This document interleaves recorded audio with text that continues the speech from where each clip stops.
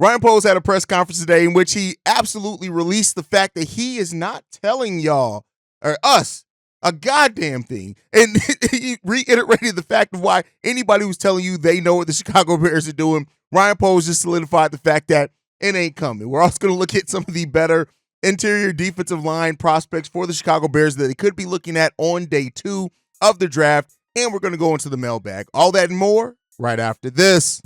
You are now tuned in to Chicago Bears Central, your number one place for all Chicago Bears news and content. What's going on, Bears fans? Welcome to another episode of Chicago Bears Central, your number one spot for everything Chicago Bears related. I'm the host there, Haize. More importantly, you guys can follow the channel at Chi Bears Central on every social media platform we happen to be on. With that being said, let's go ahead and get into this content for today. So, listen, Ryan Poles had a press conference today. It was a shorter press conference, if you even want to call it that. It really was a press conference that should have just been an email. Ryan Poles didn't really tell anybody anything, and he handled the questions in the same way that he always did have. Now, he did answer some questions. He talked about this. He said, it depends on what opportunities pop up. If we go down that road, I want to do right by Justin as well. No one wants to live in the gray.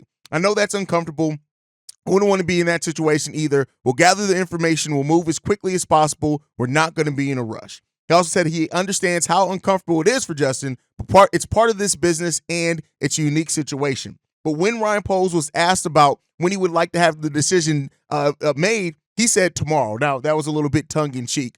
But at the end of Ryan Poles, the things that he did say, now I know I made jokes. He really didn't say a lot. But the things that he did come out in this press conference and say, he did say that, you know, a lot of people talk about this part of it being Justin versus whoever. He says it's not about Justin versus anyone. It's about making the right decision and the best decision for the team. When he was asked about if private workouts would help how he feels about the decision, he said absolutely. He is going to want to have those private workouts with those players. And that really goes to, I think, any player in the draft. Now, we have had instances where Ryan Poles have drafted people, but they didn't work out. But, you know, those private workouts, especially if you're looking to move on from a quarterback, that just makes sense. They're not throwing in this draft combine as well. And there are chances of some backdoor private workouts happen. Whoa, was that a pause? That may be a pause. But some private workouts happen in the draft combine that aren't made public. Now, he was asked about the concept of getting his guy. And what I loved about Ryan Poles, he said it's not about getting my guy. He made that clear. It's about the team. And so, you know, that's kind of some of the conversation around the Chicago Bears as well, is that could Ryan Poles be looking to get his guy at the quarterback situation or the position? And he really did, you know, rebuff that quite a bit.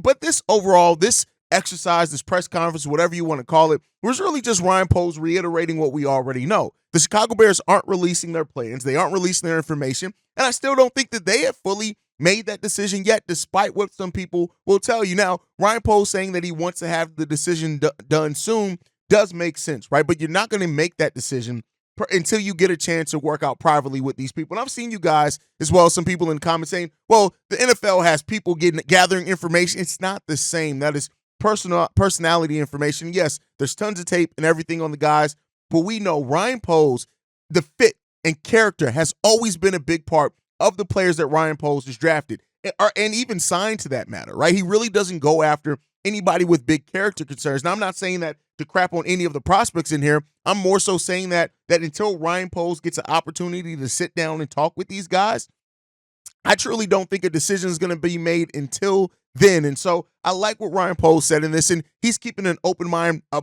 open mind that I wish more Bears fans did keep as well, despite what, if you want to see them keep Justin, if you want to see them draft Caleb, whatever it is, Ryan Poles is going into this looking at it. He also was asked about the potential Hall getting back and things like that, and he said a lot of the things that we already known. So the draft combine going on for the rest of this week. Free agency opens March 11th. And we'll see that if Ryan Poles is truly, you know, wants to resolve the quarterback situation soon, there's still only a certain amount of time in which you can get it done, but you have opportunities to interview and have workouts and all those things with these type of players. So, you know, we'll really take a look at that, at what comes down to it. But Ryan Poles has the right mindset for it. And that's the thing. Regardless of where you sit on the quarterback conversation, you want a GM that is objective in that it is going into it, reviewing it for what's going to be best for the team. And that was the one thing to take away from this press conference from Ryan Poles, is that he is truly focused on doing what the right thing is for the Chicago Bears franchise moving forward and getting us to a place where we are going to be able to get or have the team that we deserve, that they want to put out there that's successful, going on playoff runs, whatever it is. Ryan Poles is somebody that I trust to do that, and his mindset seems to be on point with that. But let me know what you guys think on that little bit of press conference that happened. Now, with that said, before the press conference, because I didn't know that was going to happen, I'm not even going to front of you guys, I came here to talk about some of the linemen, defensive lineman prospects that the Bears could go after. Now, this is 3 prospects, which is kind of what I'm going to keep these daily episodes at. Now, I may revisit it. I may, go back in a week or so and go 3 more prospects, but I like to keep it at 3, kind of to really be able to break it down, not rush through it too much. But these are mainly prospects that are slated to go on day 2 of the NFL draft. Some could go day 1, right? But we'll see. The first one I want to talk about is a player that's projected to go right now in the 3rd round, and that is Makai Wingo. Now, this is a guy who, the physicality part of it, he checks everything on the box. Now, we know that the Bears want a 3 tech, right? Now, I'm not saying that he's going to project to be that. He's 6'1", he's 295 pounds. He's 20 years old, from LSU. This guy is strong. He has an explosive first step that is almost unmatched, right? And he's going to have that ability with his strength to get to the backfield, both to break up the run game and the passing game as well. That first step of his is so dangerous that he ends up getting past offensive linemen at a great rate. And so it seems like the Bears, per some of the things that I've read, aren't necessarily as enamored with Zach Pickens as they are Javon Dexter. Doesn't mean they're giving up on Pickens, but I can see them going interior defensive lineman at some point.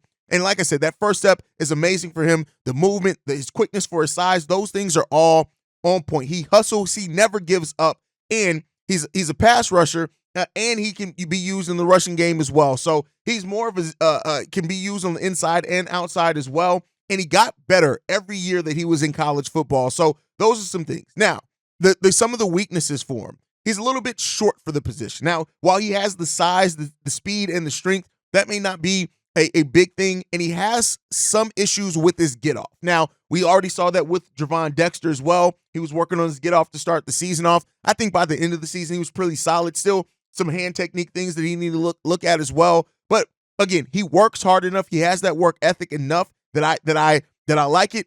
And sometimes as well, he's not a player that's has played every single down. So, but that may work for the Chicago Bears. We know that Eric Washington is a coach that likes to rotate out his defensive line a lot, so he could play into that. And he struggles versus double teams. Now, we don't know if he's going to get double teamed a lot. If the Bears have edge rushers, and we already got Montez Sweat, if they get another solid edge rusher, that's something that he may not really affect him heavily at the NFL level. And he doesn't have the true star upside either, right? He doesn't project to be the superstar defensive lineman, but he does project to be a damn good one. And I think if you have an overall solid defensive line, he could really shine in that. So this is a guy that I'm really excited about as well that the Bears could draft. And the next up I want to talk about is from, I'm an Ohio State guy, Michael Hall Jr., interior defensive lineman out of Ohio State, 6'2", 280 pounds. He was 3rd team all Big Ten. And when it comes down to strengths of this guy, it's his strength, the actual strength, his motor, he does not give up, and his reaction. He has great instincts, absolutely great instincts. A little bit undersized. He does have an injury concern as well, so that's kind of why he's pushed down. I would say if he didn't have the injury concerns that he has, I do think that he'd probably go higher up in this draft, but he is somebody absolutely that can take a look at. He is a 3 tech for sure, that he can operate in that way for the Chicago Bears. And we know that Matt Eberflus, his defensive system, the 3 tech is so important in what Matt Eberflus' system likes to do defensively. So I think that could be a really good one for him. Again, really good quickness, really good instincts, really good strength as well. He's going to have to work on that a little bit coming into the NFL level. And his reaction time and agility make it work really good for him, especially moving laterally against offensive linemen. So this is a guy that I really, really like. He does project to be a starter, maybe not a star level, but again, he is a starter that can come in. He's going to go on day 2. He could probably win a starting position right away, depending on what the Chicago Bears get. I really like Michael Hall as a prospect for the Chicago Bears. But again, I'm an Ohio State guy, so I'm a little bit biased when it comes down to that. That's just kind of my thing. And then next up I want to talk about is Jordan Jefferson, also out of LSU, 6'4", 315 pounds, all Big 12 player academically in 2022 and 2001. This guy, when you talk about the first step explosiveness, everything, the motor, the strength, the point of attack, everything with that. And he has so much versatility in how in different schemes that he can work in. I think that he could be a great positional player for the Chicago Bears. Definitely I can see him being winning a starting position as well, depending on what else we do with veterans there. I really, really like Jordan Jefferson. I think this guy has tons and tons of potential at that interior defensive lineman for it. Now, the thing with him is that he's not as good in the running game, right? So that's something to look out for. And it's some questions there, but this is a guy who transferred to LSU in 2023. He began his career in West Virginia. This guy had his best season: 36 tackles, 7 tackles for a loss, 2.5 sacks. Again, when you look at the physicality that he brings, as well as with that agility and how smart he is, listen, it's really good. And he had some success in the run game. I'm not going to act like he was completely terrible in it. He owns that line of scrimmage. This is a big guy, and especially in single coverage, that can definitely work out for NFL teams. And so, the place where he needs to improve, like I said, getting to the quarterback more consistently. I would like to see him improve in that pass rush for sure. But the strength and the motor and things like that, especially if you have a deep defensive line, and especially, like I said, Eric Washington likes to keep him fresh. I definitely think that this is a guy. He's going to need some work. He's going to need to develop. And the Bears may look at Zach Pickens and think, hey, while like I said, I've read some things, they may not be as high on Pickens. He's still a developmental piece that they drafted, and they may look at that and say, why bring in another one? But I really like this guy as well. I think he can come in and help the Chicago Bears right away. He may be a depth piece initially, because especially with having Billings there and Billings having a solid season as well. But outside of that, I really do like Jordan Jefferson and his possibility of coming to play for the Chicago Bears. And like I said, if the Bears did decide to draft him, it says a lot that there's 2 LSU guys on this list, right? I think that says a lot as well. But and 1 Ohio State guy, but these are definitely options for the Chicago Bears. Like I said, it's not the exclusive or extensive list. These are just 3 guys that I really would like to see the Chicago Bears take care of business with. And, if they do get, especially on day 3, they have tons and tons and tons of potential ahead of them. So we'll see what happens with that one. Now, this actually just came in. It seems like right now the Bears are working on an extension with Jaylon Johnson, which is something that we've already had. So Pose did come out and say this: I would like to avoid the franchise tag as far as that. So we know that tells us that the franchise tag is an option. He says that I feel like we're done a good job coming to the table strong. So seeming like they came to the table with their best offer. And listen, if they want to avoid the franchise tag, of course, that's best for everyone. But it's good to know that is in the back of the mind for the Chicago Bears, that they are that committed with not wanting to let Jaylon Johnson go, that the franchise tag is still an option. So that just came in. Thank you guys for that. But what we like to do is we like to play voicemails, especially when the mailbag has been backed up. We got 2 voicemails we're going to play today. This one's from Cole. Hey, what's up? How we doing? This is Cole again. I just want to talk about a few things. First of all, I appreciate you noticing me and putting me on the podcast last time. I want to talk about something a little different. Really, it's about the safety position and the amount of possibilities that could happen. And I really like how you mentioned Antoine Winfield. Yeah, he is 5'9", but I think he would be an absolute stud for us. We gave him a chance, or not gave him a chance, but we scouted him before. It didn't work out, whatever. We drafted someone else, but I really do think that he would be a absolute stud, and he's young too. So I do like that. And, with the whole Eddie Jackson thing, I just want to give my respect to Eddie. That 2018 season that he had really changed, the whole Bears defense. I mean, he fucking killed that shit, and he was on it. Unfortunately, after that he kind of fell off, but I do love Eddie. I have his jersey, and I love him to death. So respect to Eddie, and I hope he has a awesome future. But I just want to hear what your thoughts are on the safety position. Do you think we would rather draft, or do you think we should take a little look at a veteran like Antoine Winfield, because he's still young? Give me your thought. And Chicago up, Bear down, baby. Let's go. Love what you said about Winfield Jr. and Eddie Jackson, right? Like, look, pay respect for Eddie Jackson. Yeah, it ended, with the way, and that's most case scenario, right? It doesn't usually end good for players on teams. Like, it always comes down to some point. You start declining, and Eddie Jackson just wasn't worth the contract that he was on, but he had some great moments here with the Chicago Bears. Now, you asked my thought on what the Bears do with the safety position. In free agency, I do like Winfield. I love Jaden Hicks in the draft as well. This is a guy I'm going to always talk about because I really do like that kid. But I think it comes down to where they spend money in other positions.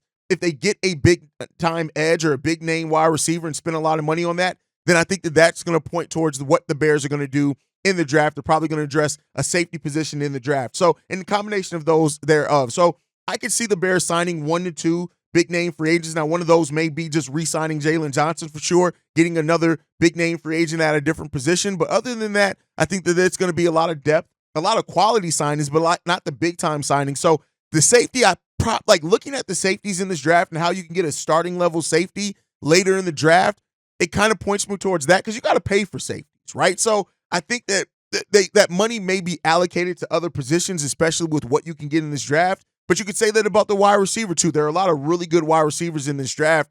And if the Bears do decide to draft one of those wideouts with one of their first two first-round picks, then maybe a safety is something they address. But we'll know sooner rather than later. Free agency opens up in a little over a week and a half, and that's when we'll start knowing what that's going to be. So I can see it really going either way. I think there are quality options for the Bears in both the free agency and the draft, and that's the magic of it all. The Bears have the draft picks. They have the ability and they have the cap space to go after it in either way, decide depending on what they do. So they're gonna collect their intel, do their due diligence, and then we'll see what comes out on the other side of that.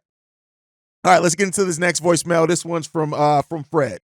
Cognac boys, what up, man? It's the boy Fred. What it do? I thought I had to call back in and give y'all a better voicemail, man. It's Friday. I'm on the Mary Jane. Y'all give me playing the Mary Jane in the background. Hey, check this out. Man, I just want to say, and I know Haize told me, you know what I'm saying, calm down, because if I got to get this off, I'm sorry, Haize. No disrespect, though. I love the show, and I love calling in. Man, fuck Dave Kaplan, fuck Alex Brown, fuck the motherfuckers at ESPN, fuck all the main media motherfuckers. If anybody want to be down with main media and don't want to use your common sense, fuck you, too. I had to get that out the way. I had to get on my Tupac shit. Yeah, man, I think, man, we need to go get us a good left tackle, a center, some receivers, get Maserati Marv, get some receivers, another tight end. Let's get some good backup guards and good tackles that can fill in, just get somebody to go down, because you never know with Nate Davis or Tevin Jenkins, you know what I'm saying? And get us another running back. Sign Danielle Hunter, sign Jaylon Johnson, draft for us some safety, and we rolling. Get us some backup deep tackle and backup edge rushers as well, too. I'm telling you, we back in, baby. You know what I'm saying? Shit, man, we coming, man. Like I said, you know what I'm saying? Let people know, we coming. You and a few pieces away, man. I'm riding with JF1. We for the ball, man. Because when I watch their press conference, the coach's press conference, there's so many words. If you read between the line and listen to close attention, Shane Waldron basically says he can work the Justin Fields. And then you see how Eric Williams, he excited. You know what I'm saying? To work with that D-line because he ready. He knows the Bears. We got some dogs, and we coming, man. So man, motherfuckers better watch out. You know what I'm saying? 'Cause everybody sit here sitting on us and talking about, oh, we ain't gonna be this trade Justin Fields, man. Nah, you know what I'm saying? Kill that, because when this man ball out, I don't want them. I want everybody to pull their receipt and not for them to backtrack.